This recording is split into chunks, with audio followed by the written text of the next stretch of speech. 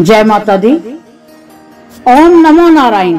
आज हम कार्तिक मास के महात्म्य की अध्याय 2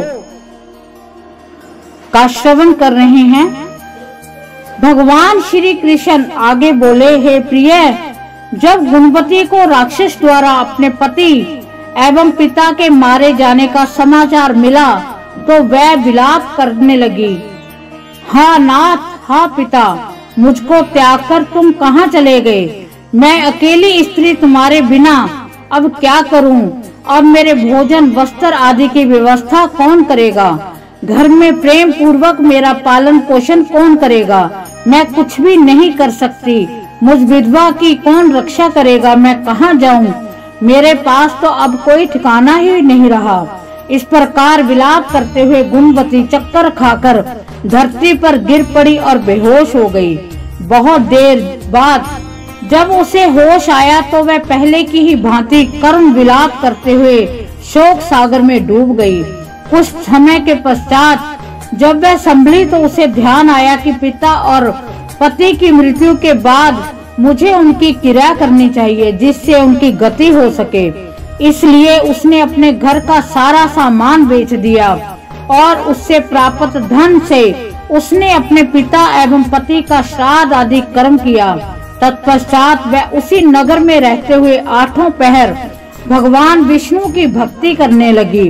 उसने मृत्युपरांत तक नियम पूर्वक सभी एकादशियों का व्रत और कार्तिक महीने में उपवास एवं व्रत किए। हे प्रिय, एकादशी और कार्तिक व्रत मुझे बहुत प्रिय हैं। इनसे मुक्ति, भुक्ति, पुत्र तथा संपत्ति प्राप्त होती है। कार्तिक मास में जब तुला राशि पर सूर्य आता है तब ब्रह्म मुहूर्त में उठकर स्नान करने व व्रत व उपवास करने वाले मनुष्य मुझे बहुत प्रिय हैं, क्योंकि यदि उन्होंने पाप भी किए हों तो भी स्नान व व्रत के प्रभाव से उन्हें मोक्ष प्राप्त हो जाता है। कार्तिक में स्नान, जागरण, दीपदान, तुलसी के पौधे की रक्षा करने वाले मनुष्य साक्षात भगवान विष्णु के समान होते हैं। कार्तिक मास में मंदिर में झाड़ू लगाने वाले, स्वस्तिक बनाने वाले, भगवान विष्णु की पूजा करने वाले मनुष्य जन्म मरण के चक्कर से छुटकारा पा जाते हैं। ये सुनकर गुणवती भी प्रति वर्ष श्रद्धा पूर्वक कार्तिक का व्रत और भगवान विष्णु की पूजा करने लगी। हे प्रिय, एक बार उसे ज्वर हो गया और वह बहुत कमजोर भी हो गई। फिर भी वह किसी प्रकार गंगा स्नान के लिए चली गई। गंगा तक तो वह पहुंच गई, परंतु शीत के कारण वह बुरी तरह से कांप रही थी। इस कारण वह शिथिल हो गई। तब मेरे भगवान विष्णु दूत उसे मेरे धाम में ले आए। तत्पश्चात ब्रह्मा आदि देवताओं की प्रार्थना पर जब मैंने कृष्ण का अवतार लिया तो मेरे गण भी मेरे साथ इस पृथ्वी पर आए। जो इस समय यादव हैं, तुम्हारे पिता पूर्व जन्म में देव शर्मा थे, इस समय सनाजित हैं। पूर्व जन्म में चंद्र शर्मा जो तुम्हारा पति था वह डाकू है। हे देवी, तू ही वह गुणवती है। कार्तिक व्रत के प्रभाव के कारण ही तू मेरी अर्धांगिनी हुई है। पूर्व जन्म में तुमने मेरे मंदिर के द्वार पर तुलसी का पौधा लगाया था। इस समय वह तेरे महलों के आंगन में कल्प वृक्ष के रूप में विद्यमान है। उस जन्म में जो तुमने दीप दान किया था उसी कारण तुम्हारी देह इतनी सुंदर है। तुम्हारे घर में साक्षात लक्ष्मी का वास है। क्योंकि तुमने पूर्व जन्म में अपने सभी व्रतों का फल पति स्वरूप विष्णु को अर्पित किया था, उसी के प्रभाव से इस जन्म में तुम मेरी प्रिय पत्नी हुई हो।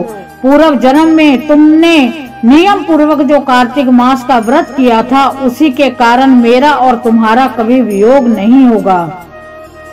इस प्रकार कार्तिक मास में व्रत आदि करने वाले मनुष्य मुझे तुम्हारे समान प्रिय हैं। दूसरे जप, तप, यज्ञ, दान आदि करने से प्राप्त फल कार्तिक मास में किए गए व्रत के फल से बहुत थोड़ा होता है, अर्थात कार्तिक मास के व्रतों का 16वां भाग भी नहीं होता। इस प्रकार सत्यभामा भगवान श्री कृष्ण के मुख से अपने पूर्व जन्म के पुण्य का प्रभाव सुनकर बहुत प्रसन्न हुई। इस प्रकार कार्तिक मास के जो दूसरा महात्म्य का जो दूसरा दिन है वो उसका समापन होता है।